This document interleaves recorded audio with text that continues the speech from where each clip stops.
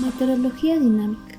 El presente trabajo es realizado por los estudiantes Álvarez Carpio Yair Aarón, Álvarez Mormontoy Luis Darío, Mendoza Albarracín Claudia Karina, Segovia Luna Jade Nichols, Tito Guzmán Caleb Rodrigo, Vargas Yanquirimachi Mariela Londra, Vera Miranda Marlín Llaniera. Estudiantes de la Universidad Andina del Cusco, de la Escuela Profesional de Ingeniería Ambiental, a cargo del ingeniero Teodoro Huarua Chipano. La meteorología es una herramienta muy compleja de entender, ya que se basa en un sistema dinámico en continuo desarrollo.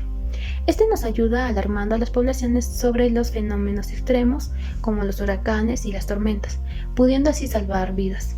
En el presente trabajo hablaremos sobre la meteorología dinámica, sus factores meteorológicos y astronómicos. ¿Qué es la meteorología? La meteorología estudia principalmente las condiciones climáticas, los medios atmosféricos, los fenómenos que ocurren en ellas y las leyes que lo rigen. Es considerada una rama de la física atmosférica. La meteorología tiene grandes cantidades de equipamiento de campo dispuestas en dos conjuntos, que son las estaciones meteorológicas y los satélites meteorológicos. Las estaciones meteorológicas están ocupadas por el termómetro, el barómetro, el anemómetro, la vileta, el heliógrafo, el higrómetro y el pluviómetro. Y los satélites meteorológicos son los que ofrecen una visión globalizada del sistema meteorológico en la Tierra. La meteorología dinámica. La meteorología dinámica estudia las leyes físicas y los flujos de energía involucrados en los procesos atmosféricos. Estos procesos presentan una gran complejidad por la enorme gama de interacción que se producen tanto en el seno de la atmósfera como en otras partes de nuestro planeta. Es considerada como una disciplina de la mecánica y dinámica de fluidos, por lo que se le considera como una rama de la hidrodinámica teórica. Uno de los objetivos de la meteorología dinámica es entender y predecir el tiempo y el clima para así brindar pronósticos actuales. Vamos a hablar sobre los factores astronómicos, y uno de estos es la posición de la Tierra respecto al Sol. Este se debe a la inclinación del eje de rotación de la Tierra con respecto al plano de su órbita alrededor del Sol. La superficie terrestre recibirá rayos con una inclinación diferente según la época del año, lo que nos llevará a hablar de la latitud y las zonas climáticas. Esta es una distancia angular que hay desde un punto de la superficie de la Tierra hacia el ecuador. Nuestro planeta presenta una zona cálida o tropical a ambos lados del ecuador, entre los trópicos de Cáncer y Capricornio, dos zonas templadas norte y sur que son el Ártico y Antártico, y dos zonas frías o polares en torno a los polos norte y sur. También les hablaré sobre la circulación general de la atmósfera. Esta es de carácter zonal, en la que entran en juego las masas de aire, la temperatura, la humedad y la rotación y traslación de la Tierra. Estas variables, junto con la posición con respecto al continente, son las que definen los climas zonales más importantes del globo. Otro factor astronómico vendrían a ser las presiones y centros de acción. Estas son responsables de los tipos de tiempo que actúan en un determinado clima zonal. Los centros de acción son áreas de altas y bajas presiones. La presión atmosférica es el peso del aire sobre una unidad de superficie, la cual se mide en milibares con el barómetro. Por ejemplo, un anticiclón o alta presión está rodeada de áreas de bajas presiones, y los vientos que circulan alrededor van en sentido de las agujas del reloj, y el tiempo en este anticiclón suele ser estable y soleado. Temperatura. Decimos que una masa de aire está saturada cuando su humedad relativa es del 100%. El que una masa de aire esté o no saturada, sea húmeda o seca, o que tenga o no la misma temperatura que otros juntas, supone que puede ascender, estabilizarse o descender. La atmósfera está estable cuando la masa de aire desciende o esté estática, o que esté inestable. Cuando asciende, en cuyo caso puede llover. La cantidad de energía por unidad de superficie disminuye con el aumento de la latitud. Esta variación es decisiva en la distribución de las temperaturas de la Tierra. Las latitudes bajas son cálidas y las altas son frías. El movimiento de traslación de la Tierra hace que el ángulo de mayor incidencia de los rayos solares se desplace entre el trópico del Cáncer y el trópico de Capricornio, lo que da lugar a las temperaturas. La humedad. Esta capacidad depende de la temperatura del aire, puesto que esta absorción de agua necesita energía calorífica. A esta capacidad se le llama humedad relativa y se mide en tantos por cientos para una misma humedad absoluta. La humedad relativa aumenta cuando desciende la temperatura. Para el clima, lo más interesante es la humedad relativa, ya que una masa de aire saturada o cercana a la saturación es una masa de aire húmeda y las plantas pueden aprovechar su agua, mientras que de una seca no pueden, aunque tenga mayor humedad absoluta. Todo depende de la presión de vapor de agua. La humedad la forma el vapor de agua que hay en el aire. Se origina a partir del agua que se evapora de ríos, mares y océanos, formando parte del ciclo del agua. Una masa de aire no puede contener una cantidad ilimitada de vapor de agua. Hay un límite a partir del cual el aire se satura y no admite más cantidad de agua. La humedad se mide de diferentes maneras. A. Humedad absoluta. A masa de vapor de agua que hay en cada metro cúbico de aire. Se expresa en gramos de vapor de agua. B. Humedad relativa. Tiene relación entre la masa de vapor de agua que tiene un volumen de aire de igual presión saturante y la que tendría si estaría igual a saturada a una temperatura determinada. Por ejemplo, a 20 grados Celsius. Una masa de un metro de cúbico de aire se satura con 9,3 gramos de agua. Una masa con una humedad relativa del 100%, cualquier cantidad que se le añada a dicha masa se puede convertir en líquida o hielo. Bien, yo hablaré acerca de la precipitación y el frente frío y el frente cálido. Bueno, precipitación. En meteorología, la precipitación es cualquier forma de hidrometeoro o meteoro acuoso que cae de la atmósfera y llega a la superficie terrestre. Este fenómeno incluye lluvia, llovizna, nieve, aguanieve y granizo. Pero, ¿cómo se genera la precipitación? Bueno, se genera por la condensación de agua, o sea, la acumulación de agua en la atmósfera, creando nubes. El agua que se acumula en la atmósfera generalmente se encuentra en estado gaseoso. Cuando existe una cantidad considerable de agua gaseosa dentro de las nubes, el agua pasa del estado gaseoso al líquido o al sólido. Entre los tipos de precipitación tenemos la precipitación ciclónica, que es la que está asociada al paso de una perturbación ciclónica. Esta se puede presentar en dos casos, en lo frontal y no frontal. Luego tenemos la precipitación convectiva, que tiene su origen en la inestabilidad de una masa de aire más caliente que las circundantes. La masa de aire caliente asciende, se enfría, se condensa y se forma la nubosidad de tipo cumuliforme, que es el origen de las precipitaciones en forma de chubascos o tormentas.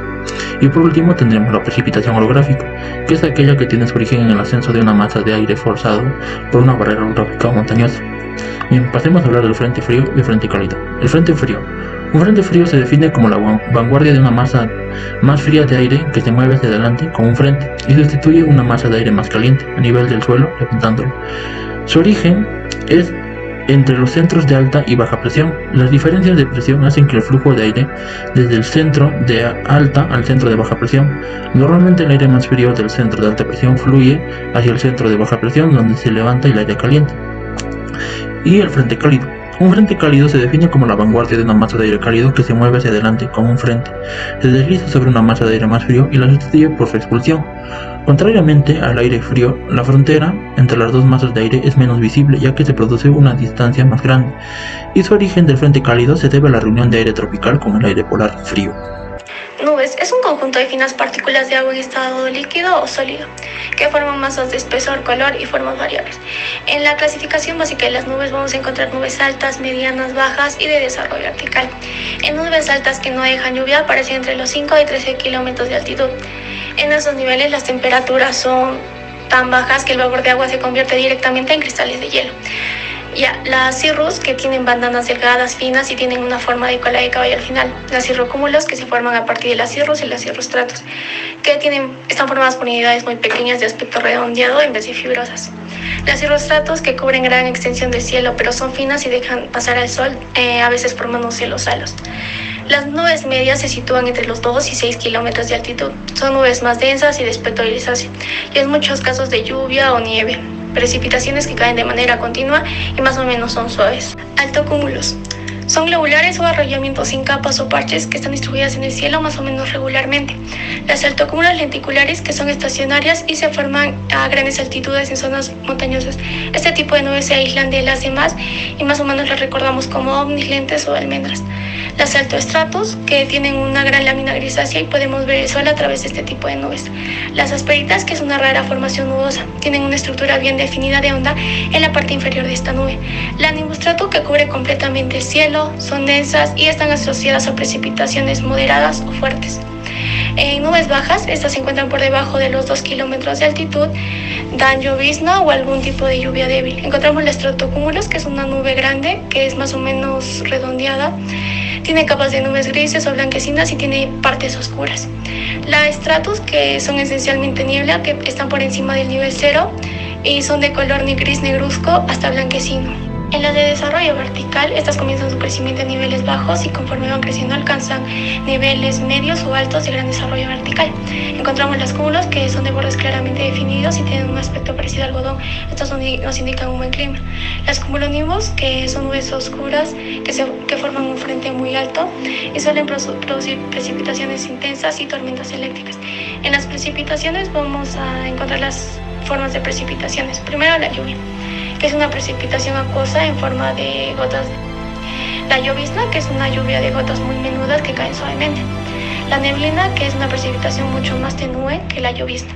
La nieve, que es la precipitación de pequeños cristales de hielo. La aguanieve, que es nieve fundente o mezcla de nieve y lluvia.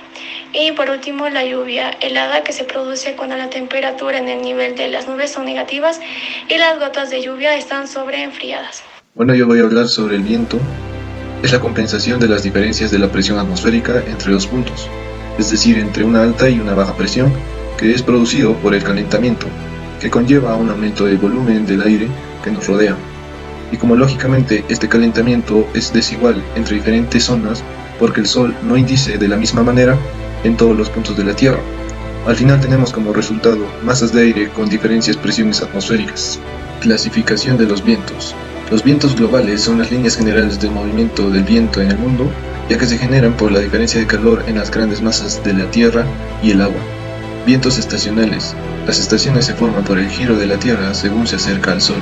Vientos locales, donde existen dos categorías, donde el viento que solo se siente en una zona porque la forma de la Tierra o su situación con respecto a una masa de agua genera un movimiento de aire específico, y de que el viento que la gente de una zona considera propio a pesar de que puede haberse originado muy lejos de esa zona. Por último, los vientos giratorios, que suelen ser los más dramáticos de todos los movimientos de aire, que tienen distintas formas y tamaños, que van desde el destructivo huracán al más pequeño remolino de polvo. Las brisas se caracterizan porque la Tierra durante el día se comporta como zona cálida y el aire asciende, dejando sitio al aire más frío del mar, y por lo tanto en la superficie el aire circula del mar a la Tierra. Los meteoros, cuando una masa de aire se satura por el vapor de agua, el exceso de vapor se vuelve líquido, formando así gotas de agua que pueden manifestarse dando lugar a diferentes meteoros, como el rocío, la escarcha, la niebla, el acalima y el smog. El arco iris es un fenómeno óptico y meteorológico que consiste en la aparición en el cielo de un arco de luz multicolor originado por la decomposición de la luz solar en el espectro visible, la cual se produce por refracción cuando los rayos del sol atraviesan pequeñas gotas de agua contenidas en la atmósfera terrestre. La luna y el clima. Las mareas son un efecto de fuerza de atracción que ejerce la luna sobre la Tierra. Esta fuerza se genera por el movimiento de traslación de la Tierra, la fuerza centrífuga. Ocasiona que las cosas tiendan a irse hacia afuera. La luna va a ser muy importante porque va a mantener el eje de la Tierra en su posición. Si esta desapareciera, la Tierra no tendría un eje fijo sobre el cual moverse, y los polos quedarían mirando al sol o permaneciendo en la sombra. Esto provocaría que existan lugares muy calientes o muy fríos, y sería imposible la vida. Por otro lado, la luna está posicionada como un instrumento milimétrico de precisión meteorológica. Relieve. El relieve es un factor decisivo en el clima de muchas regiones. La altitud refresca la temperatura y enfría las masas de aire. La cercanía a grandes masas de agua hace aumentar la humedad de las masas de aire. Las cadenas montañosas y las costas rectifican el régimen de vientos. Los grandes relieves generan el efecto barrero y el efecto Foehn. El efecto barrero es el que sufre el aire frío al ascender en altura por causa de la presencia de un relieve. Ese ascenso hace perder temperatura y por lo tanto aumenta la humedad, hasta saturarse y hacer que llueva. El efecto Foehn es lo contrario. Una vez que el aire se ha secado de la vertiente de donde vino el viento, pasa a la cima y desciende por la ladera contraria, provocando vientos fuertes, secos y cálidos. Conclusiones. La meteorología dinámica nos ayudará a entender y predecir el tiempo y el clima para poder brindarnos pronósticos actuales. Las zonas más cálidas de la Tierra se encontrarán en el trópico de Cáncer y Capricornio, y las zonas templadas de los trópicos a los círculos polares. y las zonas frías en los círculos polares. Los factores meteorológicos y geográficos son fenómenos como la temperatura, humedad, precipitaciones, entre otros. Algunos de ellos pueden afectar a nuestra vida diaria. La luna ayuda a que las cosas no se desprendan de la Tierra y finalmente existen muchas especies de nubes, desde altas, medias, bajas y de desarrollo vertical. Cada una tiene su propia característica y ese trabajo nos ayudó a identificar los tipos de nube, pero también nos ayudó a identificar otro tipo de fenómenos meteorológicos y geográficos.